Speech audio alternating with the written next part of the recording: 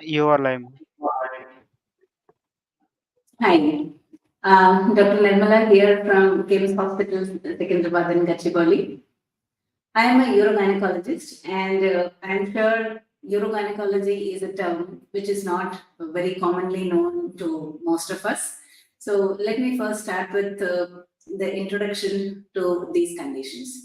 As we all know, gynecology is a subject that we deal with the problems with all women. That is the reproductive system basically, and in addition, the problems which are peculiar to women are all that we deal with.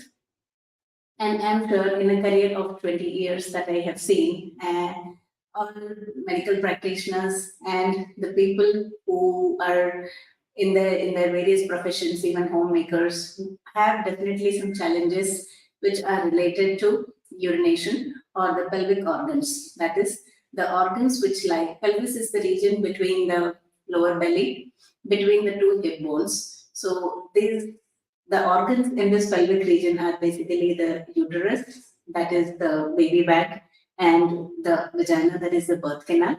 And in front of the uterus is the bladder, and just behind the uterus is the rectum, that is the passage for stools. So these are the three vital organs which are supported by a group of muscles called pelvic floor. So the pelvic floor muscles form a kind of hammock and support the organs so that the organs can function in an appropriate manner. Whenever there are problems with any of these organs or their function, that is either in their position or in the functions they do, that is like the bladder stores and removes urine, the uterus, as all of us know, has a function of menstruation and baby bearing, and the rectum for storage temporary and the passage of the fecal matter. So whenever there is any problem with the function or the location of these organs, the support of these organs is disturbed, those are the situations when we come into the picture, that is urogynecologists. So gynecology, as we all know, is a common thing that we all address. But during the training of our gynecology things, we also know that there are certain neurological conditions and certain gut conditions which are not appropriately addressed, or they are a part of the entire problem picture for the people who are going through these, but we are not able to address them correctly. So those are the situations where urogynecologists have a very important role to play. Although it sounds like a new subject, it is not an old problem. It has always been there. Today, thankfully, we as professionals are able to address these problems in a scientific way and are able to offer solutions to these nagging kind of problems. So let me start with what are the common problems that we see with. We go organ wise. So coming to the bladder, it is the frontmost organ in the pelvic region. So the bladder, as we all know, has two main functions, that is storage of urine and emptying of urine as we desire. So there are problems that we commonly see, like when we are able to not hold urine appropriately. There are two types mainly. So one, we have a desire that you want to go to the washroom and you're not able to simply hold it till you reach the washroom. That condition is called an urgency incontinence. This is a very common problem that many of us face. And such problems happen more in the higher age group, say more than 50 years. Also, it is not completely uncommon in the younger age group. There are many people in their early 30s that we see they face these problems, and there are several triggers. Like whenever you are exposed to some cold water or cold weather, or you are hearing a tap water sound. So those are the moments you are not able to hold. So such condition is called urgency urinary incontinence. And there may be loss of small portions of urine or a large amount of urine. Another common condition that we see is called stress urinary incontinence. That is basically like whenever we cough or we sneeze or we lift a heavy weight or bend forward, those are the situations when the pressure in the abdomen is more and the control mechanism goes haywire. And that is how we end up losing few drops or a lot of urine. And these are the problems which we may ignore for a long time because somehow we are taught to tolerate pain or tolerate problems and not tell or seek help for a long time. And that goes on, that has been an observation that these problems continue till the moment the other members of the family start noticing it, that there is a foul smell or somebody is trickling or dribbling drops of water till they reach the washroom, particularly with old women. And that is the time when the family brings them to the doctor. So here I would like to emphasize the point that there are treatments available for such problems in the very beginning. And when we address these things in time, we do not land in such difficult situations. So stress urinary incontinence and urgency urinary incontinence are two very common things that we have addressed just now. And the other common problem we see is called voiding dysfunction. That means the other function of the bladder. That is when you want to pass urine, but you are not able to empty your bladder properly and completely in an appropriate manner. So there is a feel that some amount of urine might be left inside, or it is a very slow stream, or there is like after you void in a moment or in 5 minutes, you might feel like passing urine again. So these are problems which are related to incomplete emptying of the bladder. So here there is a major role of the nerves involved in the entire process, and also the role of the pelvic floor muscles which support the bladder and the adjacent organs, that is the uterus and the rectal and anal canal. So the functional problems or the anatomical problems. The anatomical means because of the location of the shape of these structures. Those are the problems that we commonly see, and we are the specialists in this who address these problems. I'm sure, as you all know, these are not life-threatening. I mean, those who are living with these problems, they continue living, but of course the quality of life is really bad. And those who are going through these, they know how it feels. So here we are to understand these problems correctly and address them scientifically. Now, let me tell you about the treatment options for these conditions. So usually it is, I hear many people saying, I'm afraid of coming to the doctor, I'm afraid of coming to the hospital. I don't know what the doctor is going to tell us. So here, first thing I would like to tell is, all of us are human beings. All bodies are made in a similar way, and all of us have problems also in a similar way. So here, I first want you to, the people who are suffering, for them, I'm telling you specifically that break the barrier in the very beginning. Whenever there's a problem, kindly seek help. So as we all know, a stitch in time saves nine. So when the problem is there and we identify it and nip it in the bud stage, it won't grow and it won't trouble you in a bigger way. So for stress urinary incontinence and urgency incontinence, the first line of therapy that we give is a form of pelvic floor physiotherapy. To put it simply, these are exercises related to the muscle groups which are involved in supporting these structures. So physiotherapy is not only a physiotherapist's job, it is our job as clinicians to understand and guide you with the right kind of exercises and therapy. And at the same time, we re-evaluate periodically to understand how good the benefit is. There are, of course, different grades of the problems. When it is an advanced degree of the problem, we might recommend a surgery. By surgery, there is not much of cutting or big operation kind of procedure involved in this. It's a short daycare procedure. That is, the procedure for correction of the problems takes like 10 to 15 minutes for the entire surgical procedure. And in one day, the people can go home and have a very good quality of life thereafter. So there are different kinds of procedures, and this platform is not like discussing into the technical details, but giving an idea. So the problems are available and they are very simple, and they are like suitable for most of the people. Those who are on blood thinners for say some heart problems or some other diseases, all of them can go through these procedures. And they are very, very simple with very good results from the therapeutic point of view, that is from the improvement point of view. So coming to the voiding dysfunction or the urgency incontinence problem, here also the physiotherapy is one of the first line of treatment. And if that is not doing good enough, or the person has a problem beyond that level, so that is the time we intervene with certain medicines. And the medicines are also not for lifetime. There's a short course, like say 3 months or so, that we give and we reevaluate. And most of the times, with a proper motivation from the doctor's side and from the person who is suffering, the problem can be alleviated to a very good extent. Now, coming to the problems related to the uterus position. We all know the functioning of the uterus, and when it, after the childbearing age, when the family is completed, there are problems related to abnormal bleeding, or sometimes because of the delivery and because of the pregnancy itself, because of the increase in the size and the weight of the uterus, there is a burden on the muscles.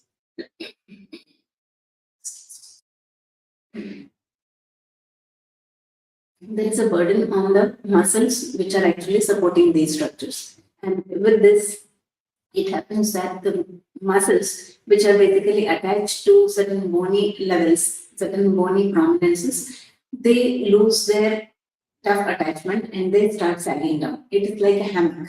Like we know, in between the trees, we tie a kind of swing for the babies, for the elders, for pleasure sake. That is how the hammock is kind of flexible, which supports the pelvic organs. This hammock, when it leaves the supports, it starts sagging down. And that is the time when the supports are not appropriate and the uterus and the other pelvic organs, from the front, the bladder, from the behind the rectum, they start sagging down. And these are the points where people will feel like something, a bulge like of thing that is coming down. It could be just the bladder, it could be the uterus with the bladder and with the rectum coming down. So that condition is described as prolapse. So there are several degrees into it. When it is coming slightly, we call it like grade 1 and grade 2. When it is completely out, it is an advanced stage. And that is the time when we need to intervene. And of course, because the supports are gone, here I would like to emphasize that removal of the uterus is not a solution, and that is definitely that we make sure that we identify the problem part and we fix only the part that is damaged or that is not working appropriately. This is of course a kind of surgical procedure. So we reattach the muscles from the places where they actually broke loose, and that is how the supports are all corrected. And of course, depending on the age and the other medical conditions, we discuss the management. That is what all we are going to do in the surgery. We discuss with the patient and the family, and accordingly, we offer solutions. So, in the younger age group, also, few people have the problems of uterus coming down when it needs to stay inside, and there is a lot of work for it to do further. In those cases, we preserve the uterus and only correct the damage that has happened, and we put it back in its place. That is described as hysteropexy. So there are several ways of doing it. The simplest way of doing it is the natural route, that is the delivery route only. We perform the surgery, so there are no cuts. There are other ways of doing it as well, by an open operation or by a laparoscopy or by advanced techniques using a robot. So these are all the ways, but the treatment is always customized. That is depending on the person's requirements. We tailor the treatment. Now, coming to another important part, that is the rectum. So there are many a time when the people find it difficult to empty the bowels properly. They have a feel of going to the toilet, but they are not able to empty it. And the other extreme is that they are not able to hold the stools when they want to. Such problems very commonly happen soon after delivery. So there is certain amount of damage that we expect when a big baby crosses the pelvic floor and comes down. So with that, we expect some pressure on the nerves and some pressure on the muscles, because of which there might be loss of control for a while. But with due exercises and proper pelvic floor physiotherapy training, these muscles can be toned up and all these problems can be relieved. Now, the other aspect is that there are certain tears. That is because of the childbirth. There are cuts which we give, or sometimes the tears that they happen on their own in the private parts. So that is a very important thing, which if not corrected and which if not identified correctly and surgically corrected that moment, can lead to pain later and also loss of control over the stools. So this problem is something which is very, very important for every woman, and we are very particular when we are conducting the deliveries and even later. We take care of the force being put on the pelvic floor at the time of delivery, and if at all there is a tear for some reason, we identify it correctly and we stitch it appropriately as per the guidelines laid down by certain societies which have been doing research on these particular aspects, and there are guidelines laid down. So we are very particular about following the rules and doing it correct for every individual, because continence is something which gives you confidence and give you a normal quality of life which every woman deserves. This is something which is very valuable, and only those who do not have it, they know how important it is. So it is our duty as professionals that we identify all these problems in the right way at the right time and give them the right treatment. So it's my appeal to everyone that do not ignore the problems that you are facing. Do not believe that it is my fate and I have to live with the problem. There is nothing like that cannot be helped today in this era. It is not about being proud of our technology, but it is being able to make use of the present day technology to our benefit and to live a better quality of life for all of us. As I say this, I would also like to point out to another important aspect of the pelvic floor, that is pelvic pain. So this pain, as we all know, all of us have experienced pain at some point or the other. But the pelvic pain is basically, it originates from one of the organs in the pelvic region, and for some reason, if it is not correctly identified or corrected initially, it leads to a central sensitization. That means a part of the brain and the spinal cord remembers this pain as a permanent feature, almost a permanent feature. And even when the problem is gone, the infection is gone, the pain persists. And that becomes like a constant thing with your everyday living. So these are the problems also that we address. So the chronic pelvic pain is one condition. Chronic is when we call the time duration of these symptoms has been for more than 6 weeks to 6 months. There are different criteria for this. So when we identify people with pain, we do a thorough examination. We identify what all problems the person has, and we rectify each aspect. And we discuss all these treatment plans, make the patient understand, and make them basically understand to realize their role as a participant in the treatment process. So it is not like something only the doctor is doing. The patient has to understand and has to participate and cooperate with every treatment, and that is how we achieve really good results.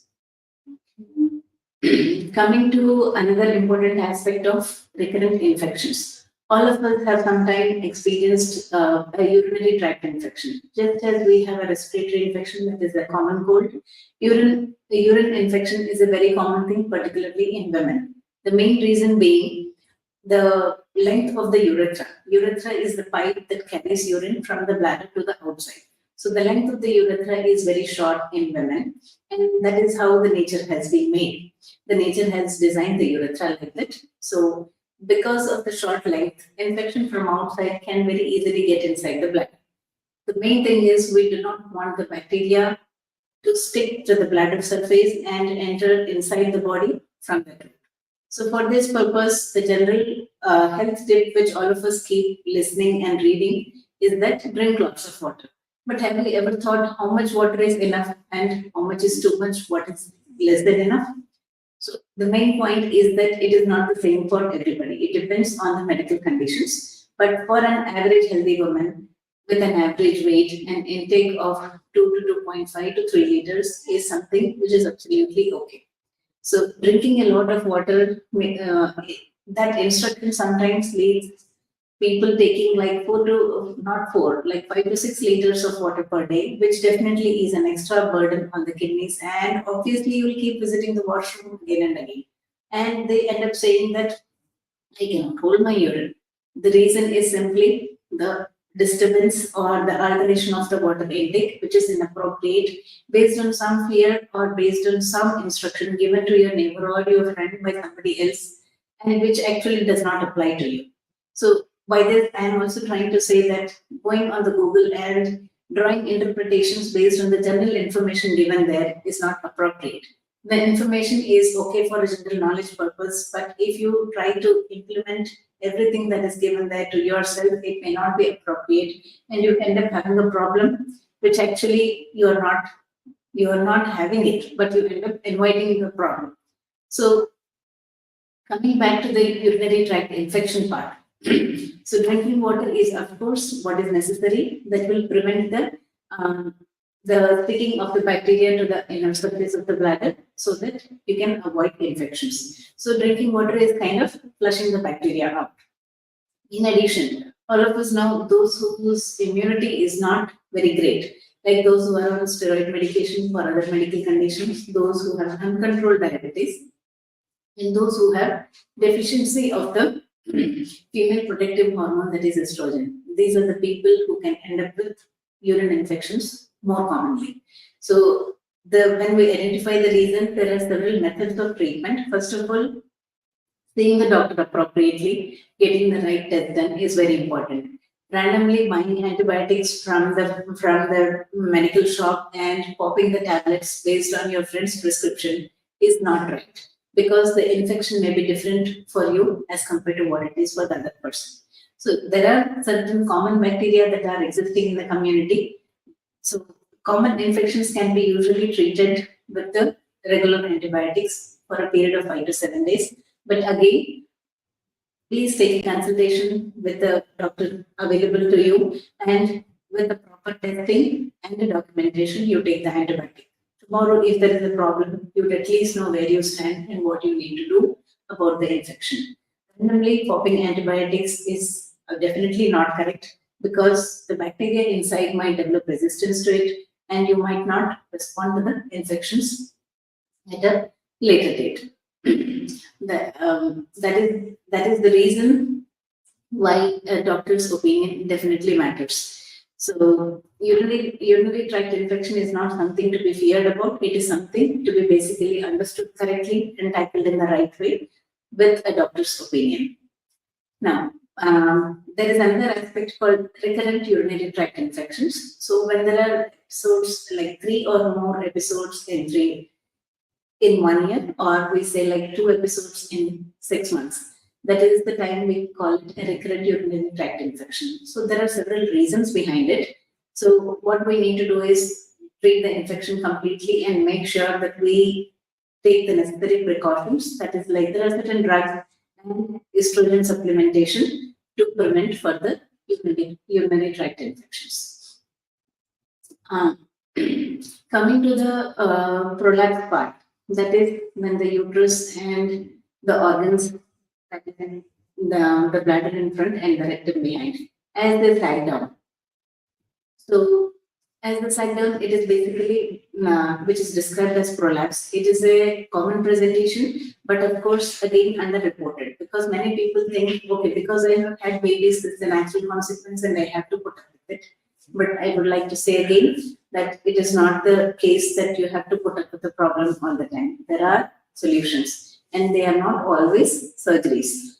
Surgeries are for those when we need to repair certain things and put the organs in their place, which are more relevant in the younger age group. In very elderly women who are not fit for surgeries, there are also certain treatments called pessaries, where it's a silicone ring kind of thing or a disc which we put inside, and that helps in holding the organs in their place. And that is how the functioning of the organs can be assured, so that just because of the sagging down, the functions are not altered. Those treatments are called pessaries, and there are women living beyond the age of 100 and 110 also who can live comfortably with the pessaries. So these are certain important treatment options that are available. So the last and most important point about prevention that I would want to focus here on, how to prevent all these problems related to the pelvic floor. So about infections we have discussed, but when the pelvic floor, that is the muscle network holding the pelvic organs, what do we do about it? So the most important thing is that we tone up the muscles. So what is the right time to start this? It is right from the pregnancy, the first pregnancy. When you know you are pregnant, that is the time you need to start toning up your pelvic floor musculature. If you are already aware and if you are already doing the exercises even before the first pregnancy, it is really good. But many of us do not know. So pregnancy, when you know, that is the right time, at least you start seeing a doctor and you want to make sure that you are in the best of your health for your sake and the baby's sake. So that is the time we start focusing on the pelvic floor, and that is why we in Cuddles are promoting pelvic floor exercises in a very, very strong and scientific manner right from the beginning of pregnancy. Apart from certain medical complications, pelvic floor exercises are recommended for everyone and during the pregnancy and immediately after delivery. So in several countries, there is a protocol for an exercise regime for the first 3 months after delivery, and that is what we are also strongly propagating and recommending. That is because the pelvic floor takes a beating around the in the last 3 months of pregnancy and during delivery, be it a normal or a C-section. And after that, toning of the muscles gives us a very fair chance of avoiding all the problems related to urine loss, that is urinary incontinence, and also the prolapse, that is uterus sagging down, and the problems related to control of the stools. Sometimes there is a leak of the stool, or sometimes they're not able to empty the bowel properly. So all these problems can be prevented with the proper pelvic floor exercise training program starting from the first pregnancy itself. And of course, depending on the problems, there are several therapies that we design. And the point I would like to reiterate again is these treatments are not like blanket treatments that, like, you have a fever, you take a paracetamol and it's gone. It's a customized treatment, individualized for each person, depending on the extent of the problem. So I strongly recommend that seeing a right doctor at the right time is what you should do. And seeking help at the right time is the key to avoiding problems and coming out of these. Suffering silently is not at all the necessity, and I would say just come out of the silence and seek help. We are here to help and improve the quality of life for all of us, women at large. Thank you so much.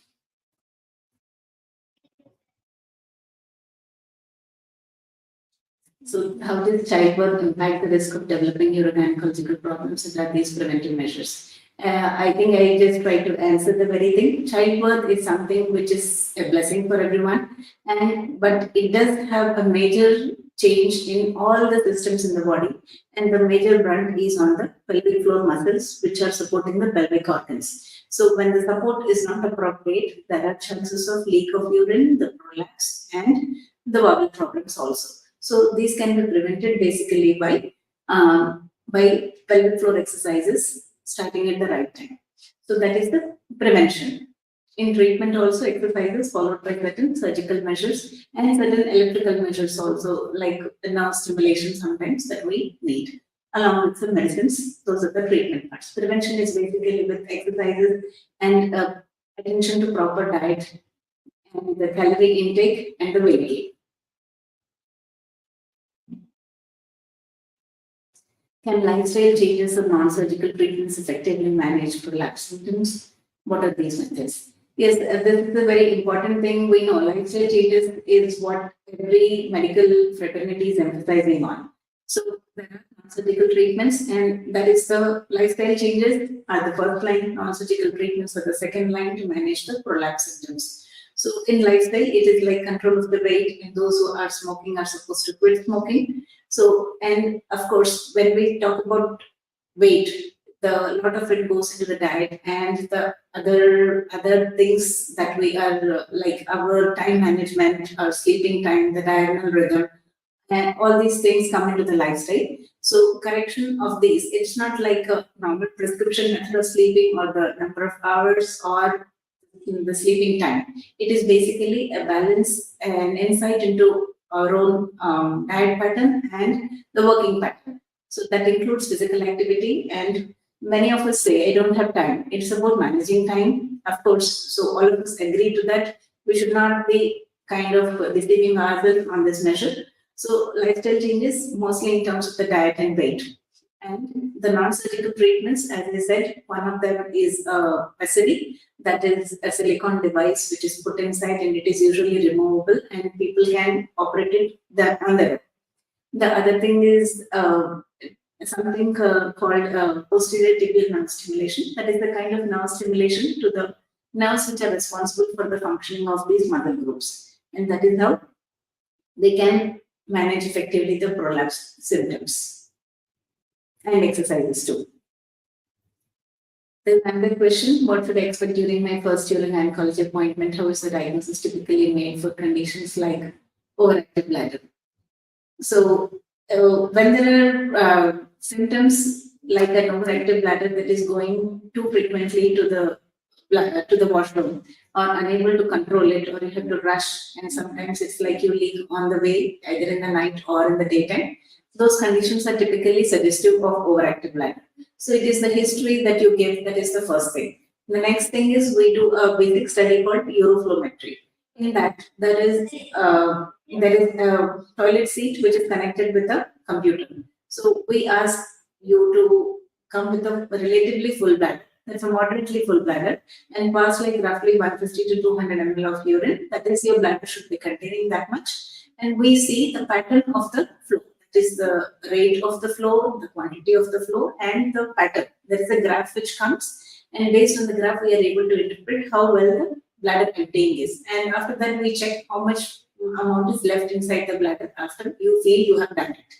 So if the emptying is reasonable, which says like less than 50 ml of urine is left in the bladder after voiding, we appropriately say that emptying is absolutely all right. In those conditions, we treat only the overactive condition of the bladder, that is the muscle which is acting more than normal and causing you the urge to go to washroom again and again. So during an urogynecology appointment, there is not much of examination and intervention. It is basically understanding your problems with a detailed history, and then a basic gynecological checkup and a uroflowmetry if needed. And of course, we also rule out infections in the bladder. Another question I can see: common signs of pelvic floor disorders, and when should I seek a urogynecologist help? Pelvic floor disorders, as I been mentioning, any problem related to emptying of the bladder, like an inability to hold urine when you want to, or inability to pass urine properly when you want to. That is one problem. Another is a bulge that you can see coming out. And another is inability to control the stools, either liquid or solid or gases, or inability to pass the stools when you want to comfortably. So these are the common problems that we have in pelvic floor disorders. The signs are like the examination findings which we have. So those are different from person to person, and we discuss our findings with you before we embark on a plan of treatment. So whenever you find these problems, like there is usual number of visits to the washroom, or when you want to empty the bladder or the bowel, you're not able to do it properly, or there is a constant bulge which kind of troubles you, or there is a dragging sensation, or there is a low back pain, or there is some discomfort in the lower belly and between your hips, you know that there is something related to the pelvic pelvis and the floor. So pelvic floor is also a part of the pelvis acid. So these are the times when you need to see a urogynecologist. Latest treatment options for incontinence and how effective they are. This is a good question. So for urinary incontinence, basically we identify what type of incontinence it is. Most common two types are stress urinary incontinence, urgency incontinence. And the pattern is when the bladder is not being emptied properly, there is an overfilling, and that leads to leak on and off. That is called overflow incontinence in normal words.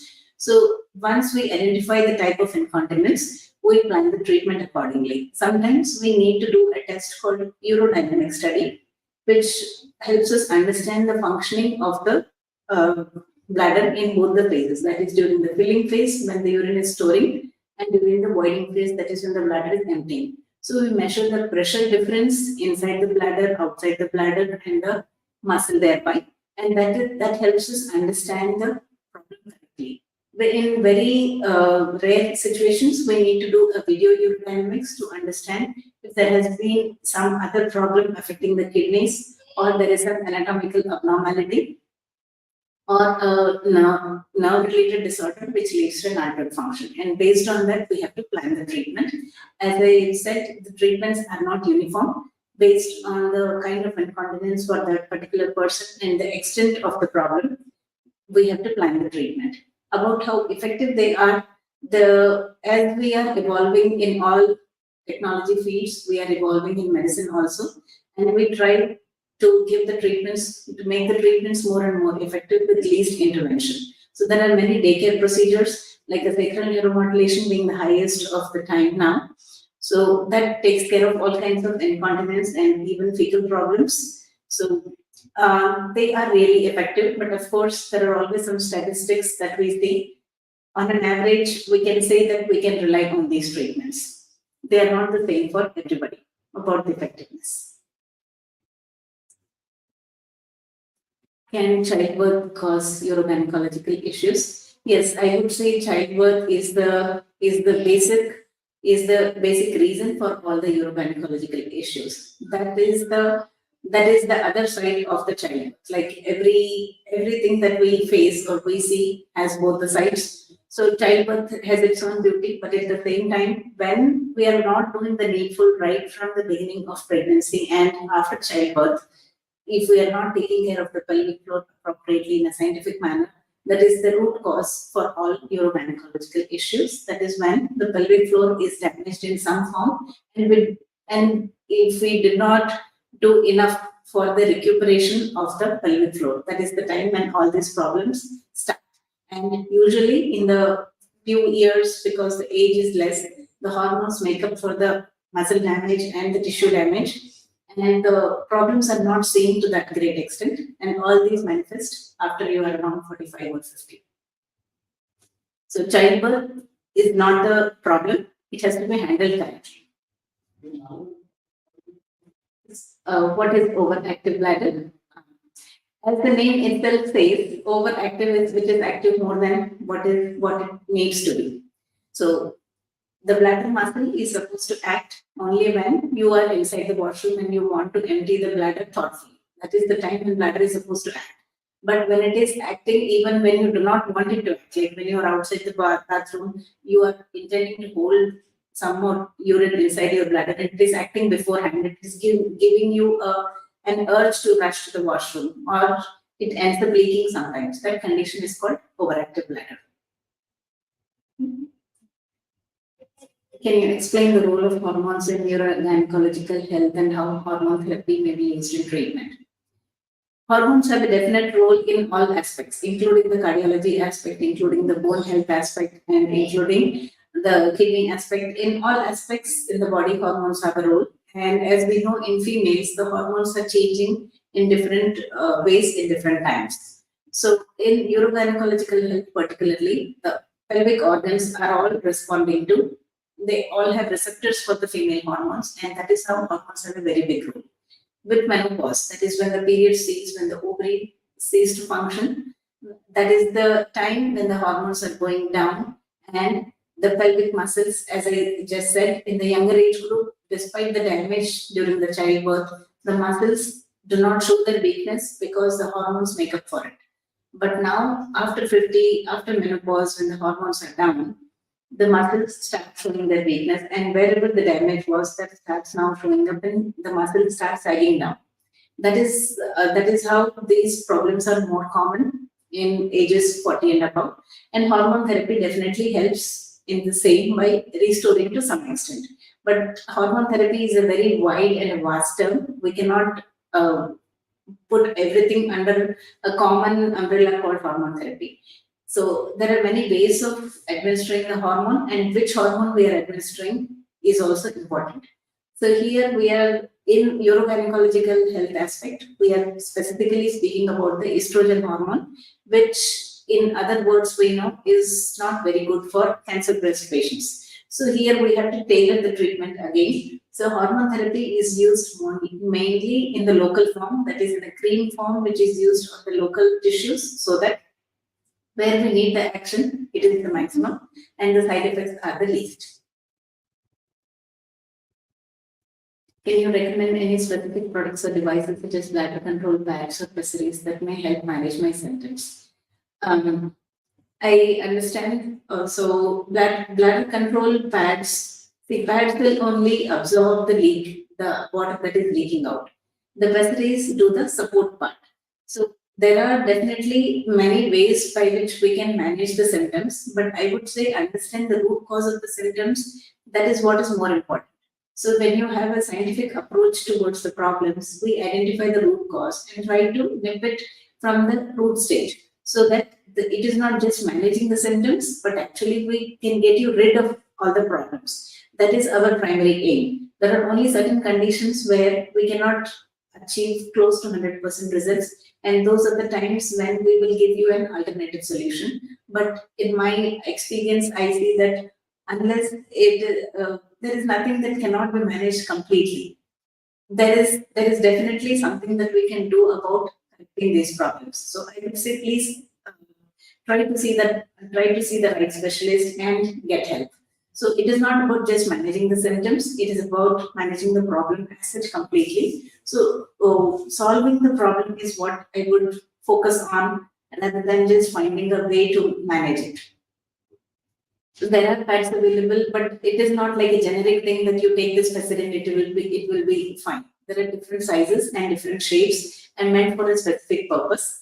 And that has to be again customized, tailored to every person's needs. I think you have to see somebody in person for this.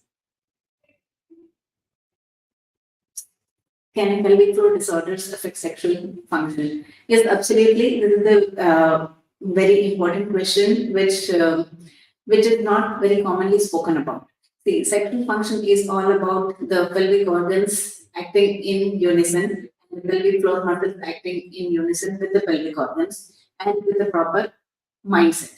So these are all to be happening in coordination, and that for that, first of all, a clear understanding and a stability about the sexual function at your mind level is very important. Many a time, what we see in our practice and what all of us would agree that fear related to the sexual function is the major cause for many of the problems. So here, when we are talking about proper pelvic floor disorders, so when there is a disorder, obviously the pelvic floor muscles or the organs cannot be functioning in unison. That is it is like the coordination, the orchestration of the entire event cannot be done appropriately when one participant in the entire team is not up to the mark.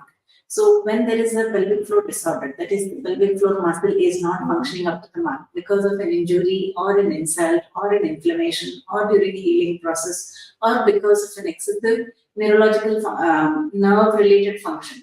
That is like there are certain neurological conditions in which the nerves are firing too much and the muscles end up being too taut.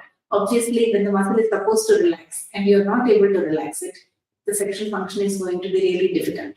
So those are the situations in which we need to examine and understand the level of the problem. Sometimes it is only the fear, which is most common. The next thing is the pelvic floor is failing to relax. So in that situation, we need to give treatment for relaxation as well as see which nerves are responsible for this hypertonicity, that is the very taut muscles. So those are the measures that we try to do. And of course, the psychological element is a very important aspect in the entire picture. So pelvic floor disorders definitely can have an effect on the sexual function, and this has to be addressed too. We cannot just ignore this because it's an important part for a complete well-being of an individual.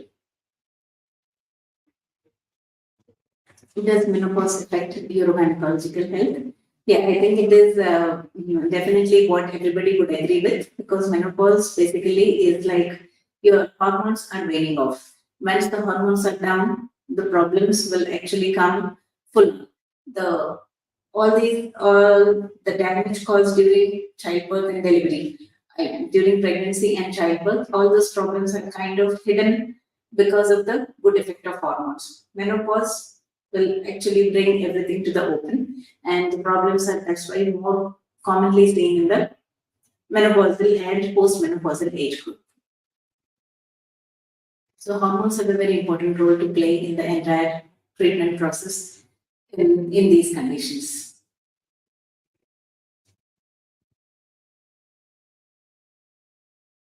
Thank you so much for an excellent conversation.